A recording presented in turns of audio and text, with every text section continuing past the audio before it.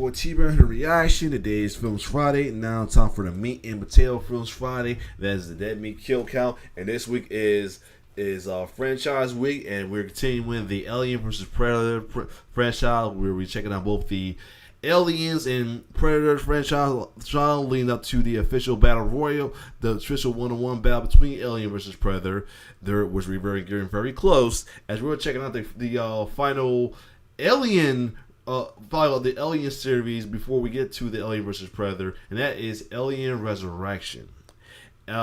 This is Alien Resurrection stars. I think Winona Ryder's in this one too. I could be wrong. I'm trying to remember somebody else was like, no, it got as one too. This was basically the final of the Sigourney Weaver era of the Aliens, from Alien to Aliens to Alien 3, and Alien Resurrection was the fourth installment. It came out in 1997, and I got a bad feeling it wasn't very good, especially how short it was. Part was the short, because this is around time. This is one of James Janice's early work of Dead Meat, though, as well too. So he kind of like breezed through it compared to what he does now. But other than that, we're gonna still check it out after we finish, as we get through this though. So without further ado, let's check out Alien Resurrection 1997 kill count. Let's get it.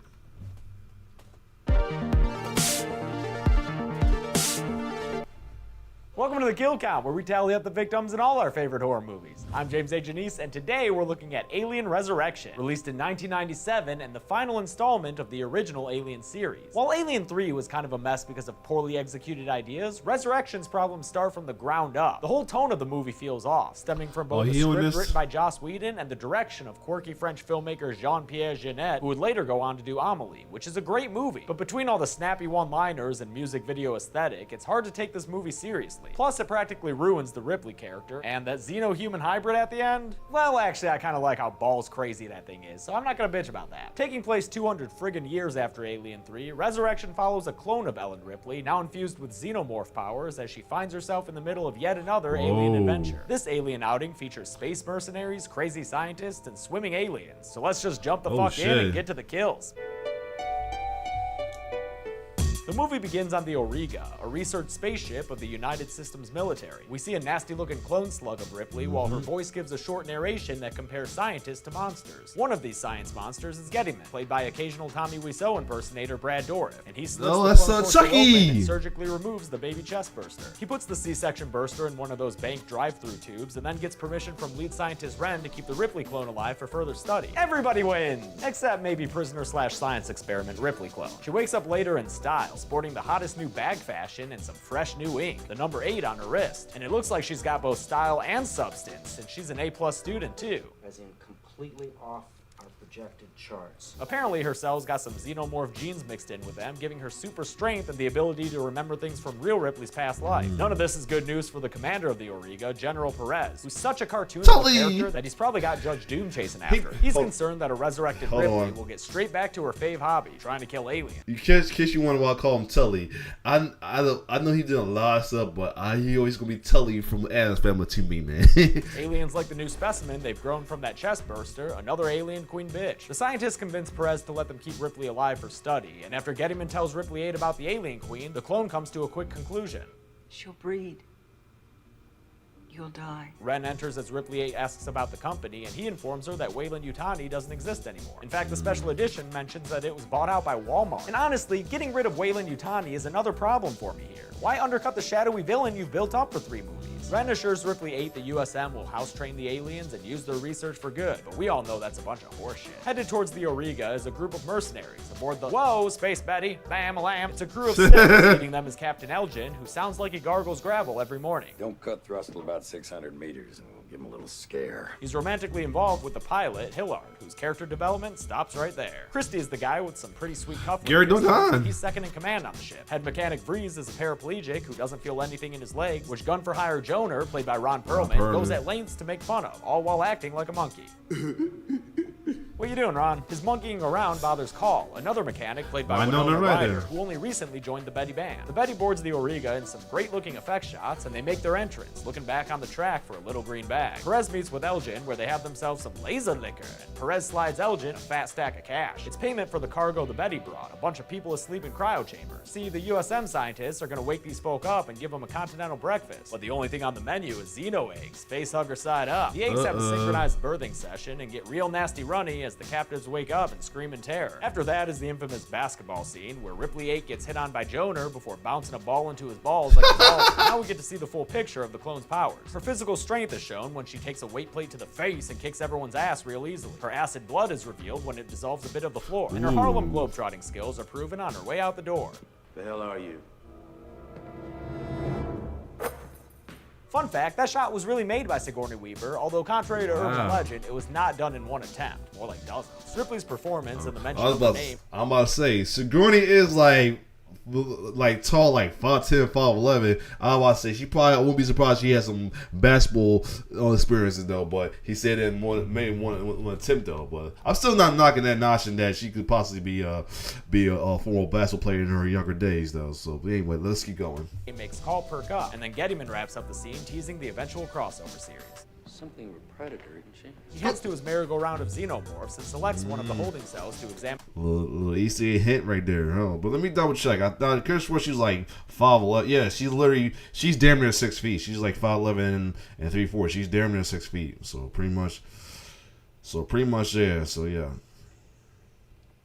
Yeah. Examine more closely. And by examine more closely, I mean act like an undisciplined child at the zoo. He and the alien end up making fuck me eyes at each other until the alien scares him with a head bite to the glass. In response, Gettyman blasts the alien with some liquid nitrogen, a lesson the alien takes to heart pretty quickly. We're a fast learner. Call gets punch drunk and spills Joner's special brew, so he banishes her from the drinking table. It turns out she was just faking being a freshman, and she uses the opportunity to go find Ripley 8 in her prison cell. She goes to kill her, but stops when she sees the incision scar on Ripley 8's chest. Apparently, Call is familiar with Ripley and the whole parasite situation. You mean my baby? Yeah, Ripley, we mean your nasty alien baby. Ripley 8 then tries to play the knife game, but I think you're doing it wrong. When Call asks what she is, Ripley 8 says she's Ellen Ripley, but Call ain't buying it. Ellen Ripley died 200 years ago. You're not her. She is not her. Ellen Ripley's whole appeal was how relatable she was. Ripley 8's not relatable at all. She's just a cocky, shifty weirdo who's into touching faces. After Call gets away from creeping Ripley, she's apprehended by Ren and the USM. They round up the others in the mess hall, minus Vreeze, and tell them they're all about to die for Call's, quote, terrorist activities. Don't know why they don't just, kill them then, but instead they give Christie enough time to deploy his Wild Wild West guns and go all Jim West Desperado on these fools. He shoots 5 guards in some music video shots, showing them that they don't want nada, and while he's wiki wilding out on the guards, Joner turns his thermos into a gun and blows a hole through a 6 gun. The 7th guard holds Christie at gunpoint, but in a ridiculous video game bank shot, Christie bounces around off the ceiling for a to wrap up the first 2 kills of the movie. Meanwhile, Gettyman's got an issue of his own when the xenomorphs figure out a way to freedom. 2 of them team up on a third and headbite it to death until it's lying in a bloody, corrosive mess on the floor of their containment cell. It burns a hole big enough for them to escape through, and when Gettyman foolishly walks over to look inside the hole, he of course gets grabbed and pulled. Come here! Gettyman, an alien appears on the other side of the glass and tongue punches the punish button, spraying the guard down with liquid nitrogen, which freezes him in place. His arm breaks off for a pretty great kill. So thanks for learning how to use those buttons, aliens. Behavioralism works. Paul tries to explain the alien. Damn, we have one Scorpion Sub-Zero moment there. Crew, but an alarm goes off and interrupts her. General Perez wakes up in a cartoonish way and shows off his cartoonish shoulder hair, then yells at his crew to get aboard the ship's evacuation pods. Looks like these things fit 6 grunts apiece, and one of them manages to get away successfully. But while they're loading the last one, an alien climbs up the side of it and slides into it like it's a DM, where it then proceeds to murder the occupants with some bloody splashes against the window and a shot reminiscent of Jurassic Park when it pulls down a dude trying to escape. Come Perez takes a grenade and bolts him like he's fucking Fred Flintstone. Alright, for starters, somebody say, "Oh, like your video," because you all you do is say, "Ooh," and "I come here." Hey, I do the come here because somebody complimented said that I should get picked up by Number Studio. Fortunately, that has not happened now because Mortal 1 is already up, but I'm gonna do it anyway because my true fans love it. All right, so you don't like my come here's and how I do reactions, find somebody else that go. You can always not watch my videos. I mean, nothing against you. I love much I need the views or anything. But if you're gonna be negative on my reaction vids, maybe my reaction vids not for you. That's what I'm gonna say. and Yabba Dabba drops into the pod right before it takes off. Then Perez cartoonishly presses the detonator to destroy it, killing the alien inside. My kill count doesn't include aliens, but it will include cartoon characters, I guess, since after Perez realizes there's an alien behind him and is all like, oh gosh, he gets killed by a headbutt to the back of the head. He's going on the list. At least this is a fun take on this classic kill, since Perez has enough time to reach behind him and pull out a piece of brain from the wound. Fun stuff. Elsewhere, the Betty crew is wandering around, and Elgin inexplicably separates himself from the rest of the group. Maybe to go practice being handsome. He finds a sticky, icky gun. He look like John Cena there. Breaks the Brady standing, causing him to fall into the floor. An alien comes up behind him underground and kills him with a headbite through the back. That's still a headbutt, right? Since it's coming from the alien's head? I don't know. The Betty crew finds Elgin, but are forced to run away when the alien steps out and starts a chase in them. But then the alien is turned back by a scent or something. Turns out it's the smell of gun muzzle. One shot later, and there's a hole in that alien's head, and out from the ground comes a leather-bound Ripley 8. She escaped her holding cell earlier when she used her acid blood to trip some wires and open a conveniently Ripley-sized wall panel in her room. Now she's in the center of action again, and she's got some awful Joss Whedon lines to spout off. Who do I have to fuck to get off this boat? Hey, Resurrection, why you gotta ruin Ripley? She's trying to get off in such a hurry because Ren admits to there being 12 more aliens aboard the ship. Despite Call's concerns that Ripley might be playing for Team Alien, Christie insists that everyone there stick together to get off the ship successfully. That includes the one USM grunt they spared, a guy named DiStefano, who's played by Raymond Cruz, aka Tuco fucking Salamanca. An elevator door opens up to reveal Vreese, so they all have a happy reunion with him. Then Ripley notes that the ship is moving. Turns out the emergency procedure for the Auriga is to autopilot back to home base, Earth, which apparently isn't a popular destination these days. Earth, man. What a shithole. To spare the planet of an alien infestation, Call says they need to blow up the ship, but Christie gets all pissed and says not as long as they're on it. Yeah, dude, obviously do it after you get off. Why you gotta be so pissed all the time? On their way back to the dock to escape in the Betty, Ripley 8 finds a door very helpfully marked 1 through 7. She walks inside to find something straight out of Jessica Lange's Cabinet of Curiosities. It's all the USM's failed attempts to clone Ripley and the Queen Alien embryo, most of which are grotesque Hellraiser-looking monsters. She finds one of the cloned attempts still alive on life support, and when it asks Ripley 8 to kill her, the Alpha clone complies, torching that one as well as all the other test tube babies in the room. I've decided not to include these on the kill count because I feel like that's getting messy, so we'll just stick to fully formed humans and synthetics for now. I don't know what route they're taking to get to the dock, but apparently it goes through the room where all those captives were getting face hugged. We see 5 dead bodies here with holes in their chest, obviously victims of Chesty the Chestburster's extended family. So that's another 5 that go up on the list. Ripley finds a 6th dude, but it turns out he's alive. He's an overacted character named Purvis, who really feels like one of those NPCs in a game that you wind up failing the mission over after you kill them for being so annoying. Looking at you, Boris from GoldenEye. Purvis doesn't pass Ripley's smell test since she announces he has one of them inside him. What's inside me? Chill, Ripley tells him, and the group decides to take him along and freeze him on the Betty, with the hope that doctors can fix him in the future after they unfreeze him. You know, the old Walt Disney special. When the route takes him to a big ladder, Freeze ditches his chair and straps onto Christie's back for a little reverse Master Blaster action. The ship is flooding with water from cooling tanks, possibly something the aliens did, which is a ridiculous thing to think about. But actually, it's okay, because when Ren tells them they have to swim through the kitchen to get to a freight elevator, it begins the coolest sequence in the movie, hands down. All of them dive in and start swimming, although Ripley's got some questionable form going on there, looking like a little puppy mermaid or something. Fun fact, these actors all trained for weeks to be able to do this for real. That's actually them swimming, and I think that's freaking awesome. A couple of aliens want in on the fun too, though, and they start swimming after the group in a real terrifying manner. Jonah is able to fire his thermos gun underwater, and he blows one of the aliens up with it, but the other alien keeps up its pursuit and eventually catches up with Hillar. It grabs her foot and pulls her back into the water, where she presumably drowns and or gets bit by the xenomorph. Damn, why'd I be the girl? Everyone else makes it to the other side, but turns out someone left the pool cover on, so they're not able to surface at first. When they finally break on through to the other side, they find themselves surrounded by a bunch of alien eggs that immediately start hatching facehuggers, one of which pounces onto Ripley and sinks her down into the water. The rest of the humans dive under again to avoid the same fate, and Christie uses a grenade launcher to launch a couple of nades near the eggs. They blow up like a bazillion frickin' times. For all these explosions from 2 grenades, is it the same explosions from different angles? Who knows? Ripley bites the facehugger off, and everyone gets out of the pool to start climbing up the ladder in the freight elevator shaft. At the top, Ren has some problems opening a door, so he gets Call's gun from her and promptly shoots her in the tummy. She does a high dive belly flop into the pool below, where she sinks to the bottom like the Nevermind baby. What's she do that for? Dash twirling getaway and locks the door behind him, leaving the rest of the group to deal with the xenomorph that jumps out of the water and starts pursuing them up the ladder. The alien is able to spray some acid into Christie's starts melting, and is a real problem for both him and Vreese, who's still strapped onto his back. They swap places as the alien grabs Christie's foot and tries to pull him down. Get off my foot, bitch! Jonah pulls a real Tomb Raider looking move and ends up shooting the alien in the head, so dies with a big explosion. And because the only good bug is a dead bug, he also shoots a spider that spooked him on the ladder. The alien corpse just won't let go of Christie's foot, and instead of just shaking it off, he unstraps himself from Breeze's back and falls to his presumable death, probably drowning or whatever. Honestly, seems like the dude just kind of gave up there. The door they're locked out of finally opens for them because it turns out Winona Ryder got a call back, and she's here to save the day. DiStefano assumes she survived via body armor, but Ripley 8 investigates further and finds out that Call isn't a person, she's a goddamn robot. A Another second-gen Edgewood. robot, meaning she's a robot who was designed by goddamn robots. The Autons, as they're called, rebelled against Weyland Yutani and then went into hiding. DiStefano gets fucking pumped about it, like he's selling meth in a junkyard. Man, I never thought that I would see one. Call sticks a wire from the ship into her arm and starts reading out the ship's diagnostics. She can't make the ship self-destruct anymore because they don't have enough energy left, so instead they set a course for the ship to just crash into Earth. Seems a bit irresponsible to crash a ship into Earth, but hey, what do I know? I just live here. Ripley 8 directs her to do a bunch of other things, like clear a path to the Betty and remote start the ship, all while Jean-Pierre Jeunet shines a ring light directly into Winona Ryder's eyes. When Ripley 8 helps patch her up, Call makes clear she's got some people envy going on. At least there's part of you that's human. I'm just... Look at me.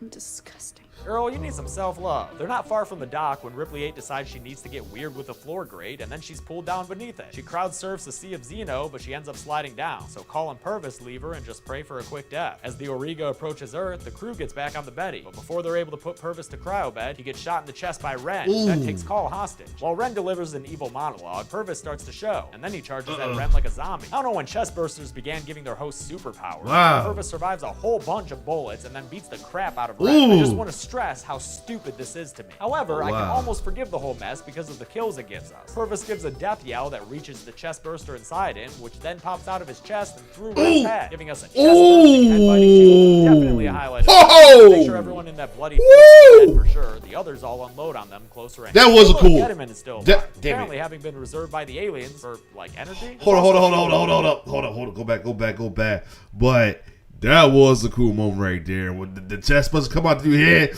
now I gotta see that again. That was fucking awesome. How stupid this is to me. However, I can almost forgive the whole mess because of the kills it gives us. Purvis gives a death yell that reaches the chest burster inside him, which then pops out of his chest Woo! through Ren's head, giving us a chest bursting, head biting twofer. Definitely Love it. a highlight of this movie. To make sure everyone in that bloody threesome is dead for sure, the others all unload on them close range. Hey look, Getterman is still alive. Wow. Apparently having been reserved by the aliens for like energy. There's also a few Auriga crew members in the chamber with him who I think we can add to the list. I see 3, let's call it 3, although it is kind of hard to tell. Gettyman tells Ripley 8 that the alien queen has also absorbed some human DNA and has created a more perfect union of cells because she has a human reproductive system now. I don't know how much of an upgrade that is. I think most women I know would rather lay a few eggs than go through Childbirth. this. Go through it she does. And out pops this monstrous abomination known as the newborn. He's got human DNA, he's got Xeno DNA, and he is one bad, ugly dude. He also has a bit of a temper tantrum since he straight up punches Alien Queen's jaw off. I guess he's a bigger fan of his people side. The newborn turns to Ripley 8 and appears to have a fondness for her, licking her up and down with affection. Pretty gross, but I take it over what the newborn does to Gettyman, who he approaches and snaps at, literally biting off his head. It's an awesome kill. It's an awesome character. As the mechanics inexpertly start the Betty Oh my god. up to pilot her off the Auriga, Ripley 8 manages Even though to it may not been somewhat of a bad movie, there's just some cool but gruesome kills. escape the nursery down there and run her way to the ship, where she jumps across the chasm to get aboard. Sounds like the perfect time for a snappy Joss Whedon line. I thought you were dead. Yeah, I get that a lot. No, you don't. You've been alive for like a day. Who would have told you that? Ripley 8 takes over the controls, but apparently something is wrong with the ship. Call checks on it since she's a paranoid android, and she finds out the problem is the newborn, who somehow made his way onto the Betty in a mimicry of the final sequences in the first 2 movies. He helpfully shuts the cargo door for them at least, so Ripley 8 manages to pilot the Betty out of the Auriga. After Call rolls her way into a hiding spot away from the inquisitive newborn, DiStefano comes around to check on her. He instead finds the newborn, who grabs him with his giant hands and straight up crushes his head. Oh my god! Tight, yeah! Ripley 8 then goes to the back to see what's going on, and she finds her grandbaby fondling Call's face. Guess he takes after his creepy grandma. At least Ripley 8 will probably have an awesome line here, calling back to the famous quote in Aliens, right? Put it down! Or it could be not awesome at all. Cool. Ripley 8 shows Put it how down. creepy face touching is really done, and they just, I don't know, man, they just kind of rub faces against each other for a while. This is making me very uncomfortable. She puts an end to, whatever this is, by taking some blood from her hand and whipping it onto a space window. A hole burns through and some violent decompression starts, which pulls the newborn up against the breach. It howls in pain at the prolapse it's experiencing and struggles to get away from it. But eventually, the suction is too much and the newborn gets pulled through the hole little by little inside out. It's a pretty cool sequence, although the CGI guts in space aren't great, but all the practical stuff inside the ship is fucking gruesome and gross in the best of ways. Ripley cries as she watches it all end with a big finale via the newborn's skull breaking apart through the window. Hell yeah. The newborn's not the only one having a space accident, since the Auriga continues on its collision course with Earth. A speaker system on the ship counts down until the impact, which kills the xenomorphs on board with a giant nuclear explosion. I've read that this crash was— Hold on a second, we'll be right back. Alright, I'm back. Hold on. I thought I was back. Hold on. Let's try again. I thought I was back. Alright, I'm back. Let me finish the rest of this. in an uninhabited part of Africa. But you know what? I think that's just what Call tells herself to be able to sleep at night. Finally, the Betty is able to break through Earth's atmosphere, which gives Call and Ripley Aid a nice view out the window. Joner celebrates by grabbing Breeze and kissing him, since inappropriate face touching is a theme of this movie, I guess. Call and Ripley look down at Earth, which doesn't look like that much of a shithole to me. Call wonders aloud what happens next. I don't know. Hold on. One more time. I'm back. Let's try this one more time. It's like very too close to the end. Anyway. Stranger here myself. Yeah, you're a stranger to all of us too, because you're not Ripley, damn it. But while the movie only character assassinated Ripley, it actually assassinated a bunch of other characters. Let's find out how many and get to the numbers. What? You thought this was gonna attack me? It's just a stuffed animal. I knew it. By my count, 30 humans died in Alien Resurrection, the most of the original series. Hillard and one of the chestburster victims from the Betty were the only women I saw, with the rest of the victims being men, but it's hard to know with some of those group deaths. Resurrection also had the shortest runtime of the series at 109 minutes, so that gives it a kill on average every 3.63 minutes, which is also the most frequent of the series. I'll give the Golden Chainsaw for coolest kill to the twofer of Purvis and Ren. I love the combo factor to it. Chest bursting and head biting are the two most iconic ways the xenomorphs kill people. Porque no los dos. Dual machete for lamest kill will be Christie, simply because I feel like despite the acid to the face, he was doing alright. Guess he just couldn't hang in there. And that's it. Alien Resurrection came out in 1997 and proved to be the end of the original Alien series. Although there were talks of a fifth Alien movie, they got set aside when the Alien vs. Predator movie started happening, which I'm sure I'll get to one day. But next week is December, and that means there's a killer snowman on our horizon with Jack Frost. Until then, I'm James A. Janice. This has been the Kill Count. Hey guys, there you have it, Joe. There you have it, and that is Alien Resurrection. So next time we get into the Alien vs. Predator series, we won't be getting into the Alien vs. Predator, as we're gonna check out the first of the Alien vs. Predator series, which is Alien vs. Predator, and then the next franchise week after that will be Alien vs. Predator Requiem, and then we go back to Predators, I think, before we get to the Alien prequels, and then another Predator, and then we get to the Predator prequel, which is Prey. Well, other than that, if you like my reaction, like, share, subscribe to my YouTube channel. It's your boy T-Bear signing off. One love.